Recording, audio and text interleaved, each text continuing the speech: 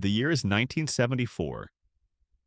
Richard Nixon, the most powerful man in the world, sits alone in the Oval Office, his presidency crumbling around him. Watergate has shattered America's trust in government, but as Nixon prepares his resignation speech, something far more profound is happening across the nation. In coffee shops and college campuses, in suburban living rooms and church basements, Americans are choosing sides in battles that would rage for the next 50 years. A feminist burns her bra in protest.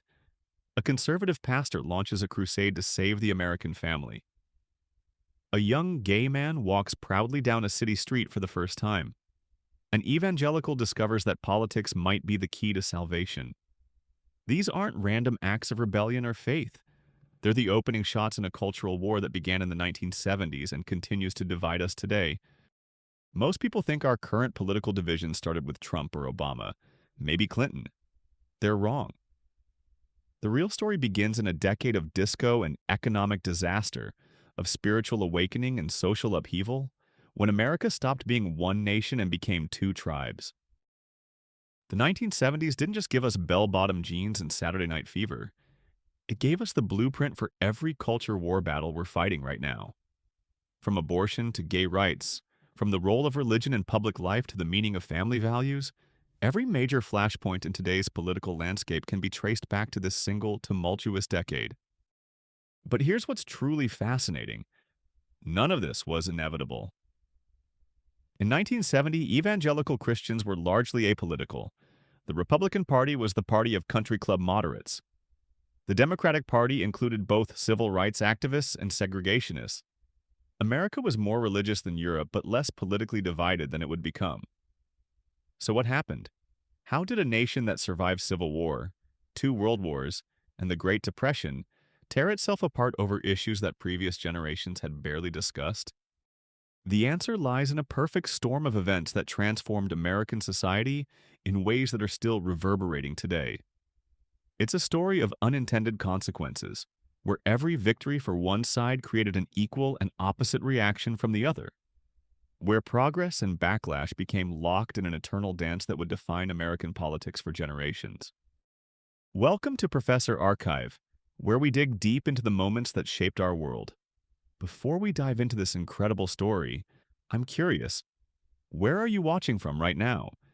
Is it morning coffee time, or are you winding down after work? Drop a comment and let me know what part of the world you're in and what you do for a living. I love hearing from our global audience of history enthusiasts, teachers, students, and curious minds from every profession imaginable. The story begins not with politicians or pundits, but with a 26-year-old woman named Norma McCorvey. You probably don't recognize her name, but you know her story. In 1970, McCorvey was poor, pregnant, and desperate. Unable to afford traveling to a state where abortion was legal, she became the anonymous Jane Roe in a lawsuit that would change America forever. But here's the twist that most people don't know. McCorvey never actually had the abortion she sued for the right to obtain. By the time Roe v. Wade was decided in 1973, she had already given birth and placed the child for adoption. The woman at the center of America's most divisive legal decision never experienced the procedure she helped make legal. The Roe decision didn't emerge in a vacuum. The late 1960s and early 1970s had already seen a revolution in sexual attitudes and women's rights. The birth control pill approved by the FDA in 1960 had fundamentally changed intimate relationships. By 1970, over 10 million American women were using it. The sexual revolution wasn't just about free love, it was about reproductive autonomy, and that terrified conservative America.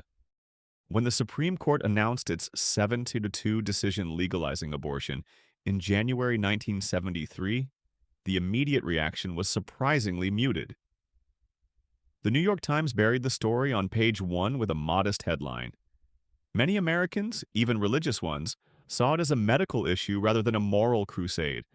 Catholic bishops condemned it, but evangelical Protestants were largely silent.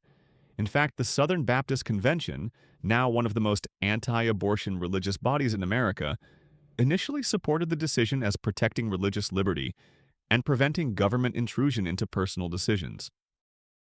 So why didn't the culture wars start immediately after Roe? Because Americans in 1973 were distracted by bigger problems. The Watergate scandal was consuming Washington. The Vietnam War was finally ending, but not in victory. And then came the oil crisis. On October 6, 1973, Egypt and Syria launched a surprise attack on Israel during Yom Kippur, the holiest day in the Jewish calendar. When the United States supported Israel with weapons and supplies, the Arab members of OPEC declared an oil embargo against America. Almost overnight, gasoline prices quadrupled. Lines at gas stations stretched for blocks. The speed limit was reduced to 55 miles per hour to save fuel. The American economy, built on cheap energy and endless growth, suddenly found itself vulnerable and dependent. The oil crisis did more than create inconvenience. It shattered America's sense of invincibility. For the first time since the Great Depression, ordinary Americans faced genuine scarcity. The suburban dream of 2 cars in every garage and unlimited mobility seemed to be ending. This wasn't just an economic crisis, it was an existential one. Into this chaos stepped a most unlikely figure, a born-again Christian peanut farmer from Plains, Georgia, population 600. Jimmy Carter announced his presidential campaign in 1974, and few people took him seriously. The Washington establishment had never heard of him. But Carter understood something that the political elite missed. Americans were hungry for moral leadership. Carter's Christianity wasn't the politicized evangelicalism we know today. He taught Sunday school, built homes for the poor, and spoke openly about being born again, a phrase that most secular Americans had never heard before. When Newsweek declared 1976 the year of the evangelical, it was largely because Carter had introduced mainstream America to a form of faith that was personal, transformative, and seemingly separate from politics. But Carter's victory in 1976 masked a deeper transformation happening within American evangelicalism. For decades, most evangelical Christians had followed the example of fundamentalist leaders who preached separation from worldly politics. They built their own schools, their own colleges, their own media empires, and stayed out of electoral politics. But 3 issues in the 1970s would shatter that isolation forever. The first was school integration. When the Supreme Court banned segregated schools in 1954, most white Christians in the South initially complied. But by the 1970s, federal courts were ordering busing to achieve racial balance, and the Internal Revenue Service was threatening to revoke the tax-exempt status of private Christian schools that remained segregated. Suddenly, Christian education became a political issue. Bob Jones University, one of the most prominent fundamentalist institutions, had always banned interracial dating. When the IRS moved to revoke its tax exemption in 1975, it wasn't just about one school. It was about whether religious institutions could maintain practices that the government considered discriminatory. The battle over Bob Jones University would drag on for years, but it taught evangelical leaders a crucial lesson. Staying out of politics didn't mean politics would stay out of their institutions. The second issue was more subtle but equally important: the Equal Rights Amendment. Proposed in 1972, the ERA seemed like common sense. Equality of rights under the law shall not be denied or abridged by the United States or by any state on account of sex. It passed Congress easily and was quickly ratified by 30 states. It needed only 8 more to become part of the Constitution. Enter Phyllis Schlafly, a conservative Catholic lawyer from Illinois who would become one of the most influential women in American political history. Schlafly saw the ERA not as a simple guarantee of equality, but as a threat to traditional family structures. She argued that it would eliminate laws protecting women, force them into military combat, and destroy the legal foundation of marriage. Schlafly's genius was organizing housewives who had never been politically active before. She founded the Stop ERA movement, STOP standing for Stop Taking Our Privileges, and turned the amendment into a referendum on changing gender roles. Her followers baked bread and brought it to legislative hearings, symbolizing the domestic roles they feared losing. They wore red roses to represent traditional femininity, while ERA supporters wore green ribbons. The battle over the ERA revealed something profound about American society in the 1970s. The women's liberation movement had achieved remarkable success in a short time. Title IX, passed in 1972, opened educational opportunities for girls. The number of women in law school tripled between 1970 and 1980. Women were entering the workforce in unprecedented numbers, not just as teachers and nurses, but as doctors, lawyers, and business executives. But this progress created anxiety among women who had built their identities around traditional roles. Schlafly's movement gave them a way to fight back, to assert that choosing family over career was not just valid but morally superior. The ERA, which had seemed inevitable in 1972, stalled. By 1977, the ratification process had ground to a halt, just 3 states short of adoption. The third and most explosive issue was gay rights.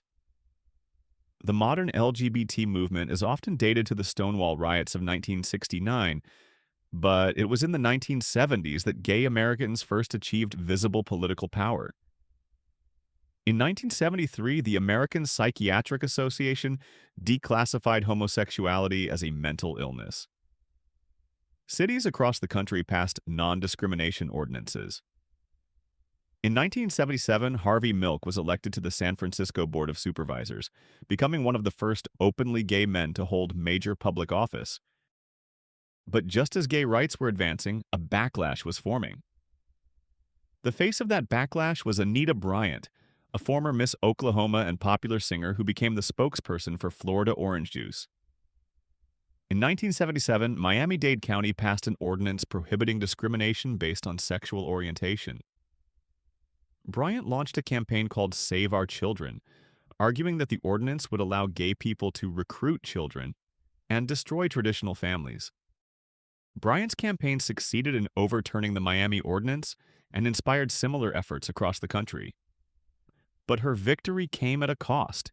It galvanized the gay rights movement and made sexual orientation a national political issue. The culture war had found another battlefield. These 3 issues, religious freedom, traditional gender roles, and gay rights, didn't exist in isolation. They were connected by a deeper anxiety about the pace of social change in America. The 1960s had brought the civil rights movement, the counterculture, and the sexual revolution. The early 1970s had added women's liberation and gay rights. For many Americans, particularly religious conservatives, it felt like their entire worldview was under assault. But the political establishment didn't understand this anxiety. The Republican Party was still dominated by moderate, business-oriented leaders like Gerald Ford and Nelson Rockefeller. The Democratic Party was focused on economic issues and foreign policy. Neither party saw the potential of mobilizing religious conservatives around social issues. That would change thanks to a small group of political operatives who saw an opportunity. Richard Viguerie had built a direct mail empire targeting conservative donors. Paul Weyrich was a young political strategist who understood the power of grassroots organizing. Howard Phillips was a former Nixon aide who had turned against the Republican establishment. Together, they would create the infrastructure for a religious conservative political movement. But they needed issues that could mobilize evangelical voters. Abortion, which had been largely ignored by evangelicals, suddenly became perfect. It was emotionally powerful, morally clear-cut, and affected millions of families. More importantly, it could unite Catholics and Protestants who had historically been suspicious of each other. The transformation of abortion from a Catholic issue to an evangelical crusade didn't happen overnight. It required years of patient work by activists who understood that they needed to change minds before they could change votes. They produced films like The Silent Scream, which used new ultrasound technology to show fetal development. They organized pregnancy crisis centers to provide alternatives to abortion. Most importantly, they reframed the issue from women's rights to children's rights. By 1980, the evangelical political movement was ready to flex its muscles. Jimmy Carter, the born-again president who had introduced evangelicals to political engagement, had disappointed them. His support for the Equal Rights Amendment, his refusal to back a constitutional amendment banning abortion, and his tolerance of gay rights made him seem like a traitor to the cause. The evangelicals found their champion in an unlikely figure, Ronald Reagan, a divorced Hollywood actor who rarely attended church and had signed California's liberal abortion law as governor. But Reagan understood the power of moral language and traditional values. He promised to appoint conservative judges, support school prayer, and fight for the traditional family. Reagan's victory in 1980 marked the full emergence of the culture wars as a defining force in American politics. For the first time, social issues weren't just side concerns, they were central to electoral strategy.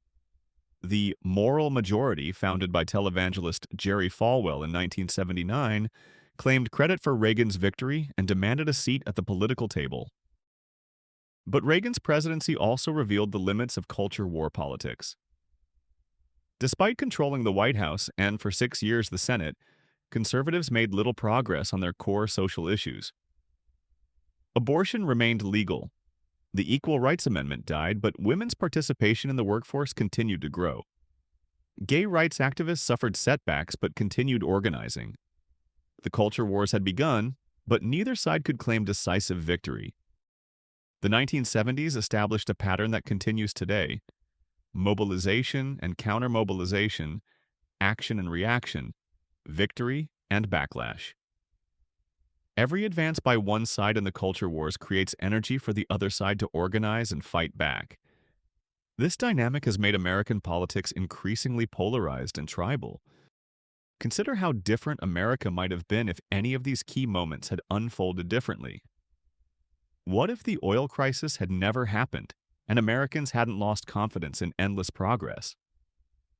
What if Jimmy Carter had been a more effective president, proving that evangelical Christianity and liberal politics could coexist? What if the Equal Rights Amendment had been ratified, settling questions about gender equality once and for all? But history doesn't offer alternate timelines. The 1970s created the cultural and political divisions that define America today. The issues that mobilized both sides, abortion, gay rights, the role of women, religious freedom, remain flashpoints 5 decades later. The political strategies developed in that decade, direct mail, grassroots organizing, moral framing, are still used by both sides today. The irony is that many of the specific battles of the 1970s have been won or lost. The Equal Rights Amendment failed, but legal equality for women was largely achieved through other means. Gay marriage, unimaginable in the 1970s, became legal nationwide in 2015. Abortion remains legal but increasingly restricted in many states. Yet the culture wars continue because they were never really about specific issues. They were about competing visions of what America should be. One side sees a country that should embrace change, expand rights, and adapt to new realities. The other side sees a country that should preserve traditions, maintain moral standards, and resist the erosion of established values. These competing visions emerged clearly in the 1970s, crystallized around specific issues, and became embedded in our political system. They survive today because they tap into fundamental human psychology. The tension between security and freedom, tradition and progress, community and individualism. The 1970s taught us that in a democracy, every victory is temporary and every defeat can be overturned. The feminist movement achieved remarkable success, only to face a powerful backlash. Evangelical Christians emerged as a political force, only to watch many of their goals remain unfulfilled decades later. Gay rights activists faced fierce opposition, only to achieve victories that seemed impossible just a generation ago. This is both the tragedy and the glory of American democracy. We are condemned to fight the same battles over and over, but we are also blessed with the opportunity to persuade our fellow citizens and change minds. The culture wars that began in the 1970s continue today not because Americans are uniquely divided, but because we are uniquely committed to working out our deepest differences through democratic politics rather than authoritarian decree. The decade that gave us Watergate and disco, oil crises, and spiritual awakenings also gave us the framework for every major political battle we're still fighting. Understanding this history doesn't resolve our current divisions, but it does help us recognize that these battles are not new, and neither side has a monopoly on moral truth or political wisdom. The 1970s created today's culture wars, but they also showed us that in America, nothing is permanent except the right to keep fighting for what we believe in. The question isn't whether these wars will end. They won't. The question is whether we can fight them with civility, respect, and recognition of our shared humanity. Perhaps that's the most important lesson of the 1970s, that in a free society, the battle never ends, but neither does the possibility of finding common ground. The decade that divided us also showed us that democracy, for all its messiness and frustration, remains our best hope for working through our deepest differences. If you've enjoyed diving deep into this pivotal decade with Professor Archive, and if this story has given you new insights into why our politics are the way they are today, consider leaving a super thanks to help us keep bringing you these detailed historical explorations. Your support makes it possible for us to spend the time researching and crafting these stories that connect our past to our present. Until next time, keep questioning, keep learning, and remember, understanding history is the first step to understanding ourselves.